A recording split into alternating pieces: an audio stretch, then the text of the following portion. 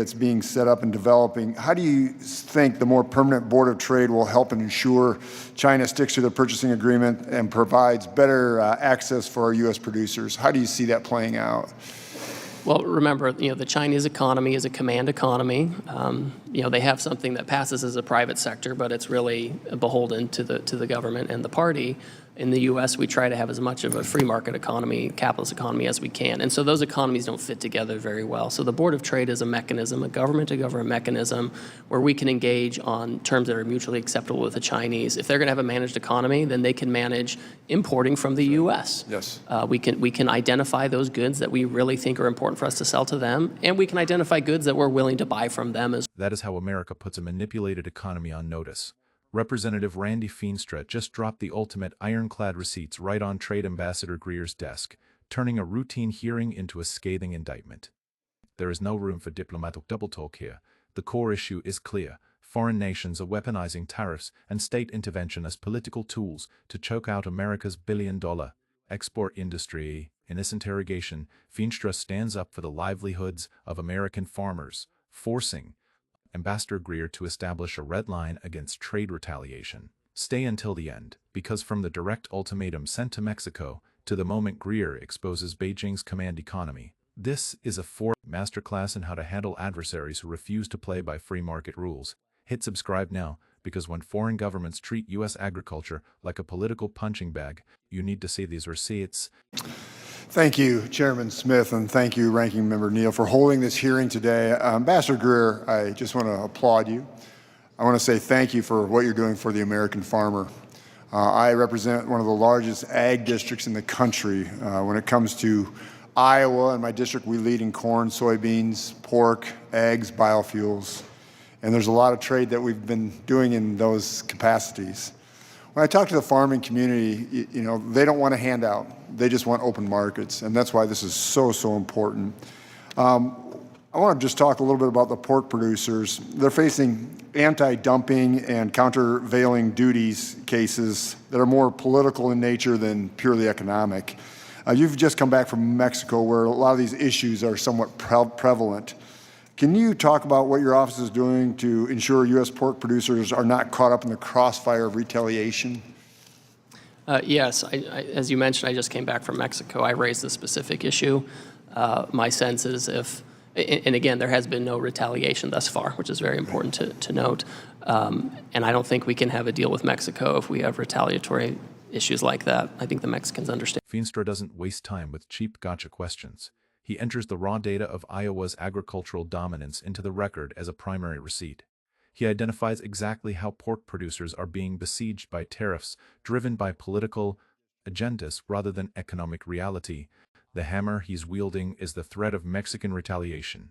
Feenstra makes it undeniable. This is about protecting the heartland's massive agricultural hubs, people who refuse handouts and only demand a level playing field. Greer's response lands like a final judgment. We cannot have a deal with Mexico if these retaliatory issues persist. And I don't think we can have a deal with Mexico if we have retaliatory issues like that. I think the Mexicans understand that too. Yeah, well, thank you.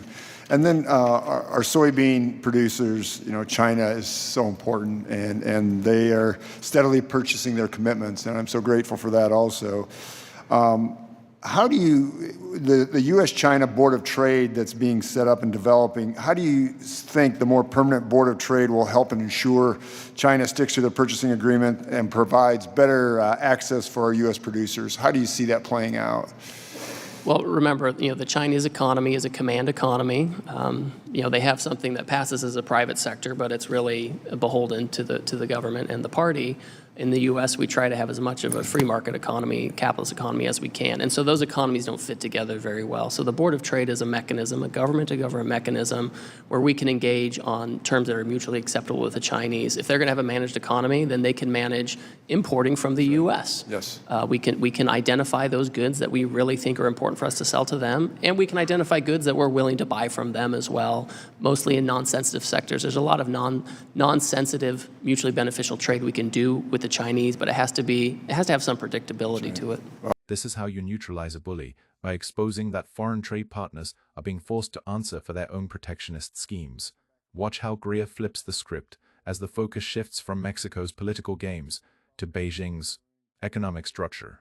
He draws a sharp line between America's free market system and China's calculated, managed economy. This is a high-stakes collision of two ideologies. Washington is now pushing a nation under total party control to finally play fair. Greer's answer is essentially a trap for Beijing.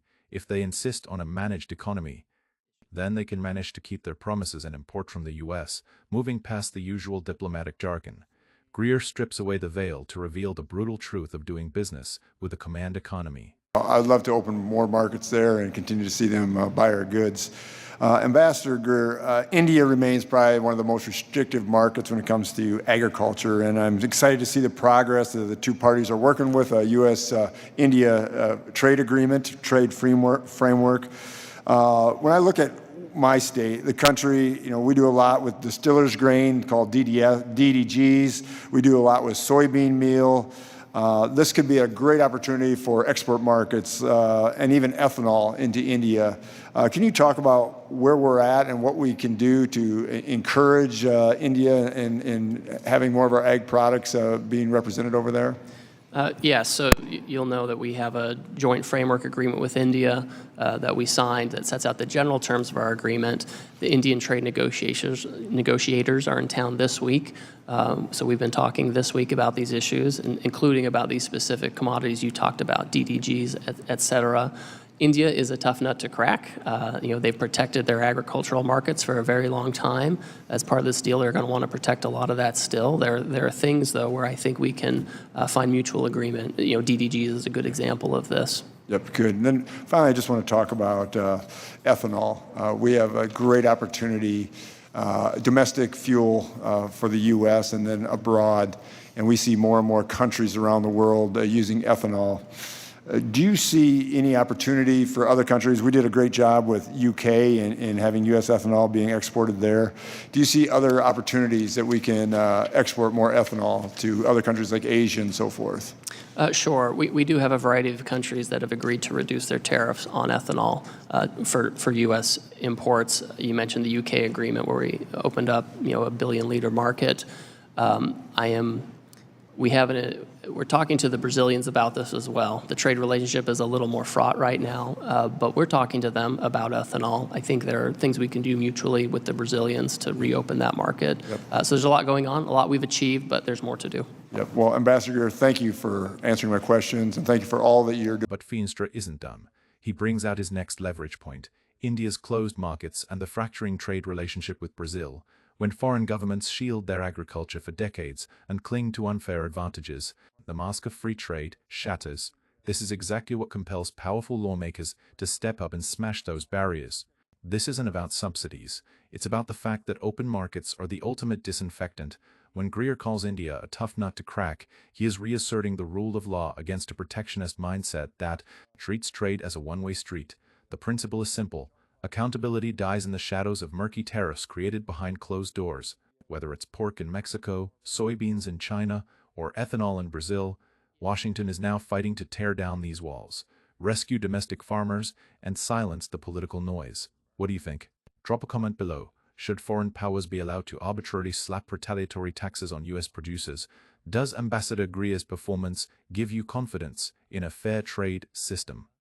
Let's name the names of those who put farmers' livelihoods over backroom deals. The battle to preserve a billion-dollar agricultural empire won't end in this hearing room. The moment an Iowa representative forces top diplomats to confront Mexico's tariff weapon or China's manipulation is the East moment the facade of empty promises is ripped away. Ultimately, transparency is the most powerful tool we have. The mandate is non-negotiable. No concessions for those who use political gimmicks to strangle free trade. Whether the goal is saving exports of pork, soybeans, or biofuels, Washington must leverage the full weight of the state to crush protectionist strongholds. We cannot afford to stand by and take the hit. What's your take? Leave a comment below. Do you believe foreign nations are exploiting American openness to dictate their own rules? Is Feenstra's relentless questioning enough to make global partners back down? Share your thoughts, hit subscribe, and join us as we continue to expose the unfair deals made behind the scenes.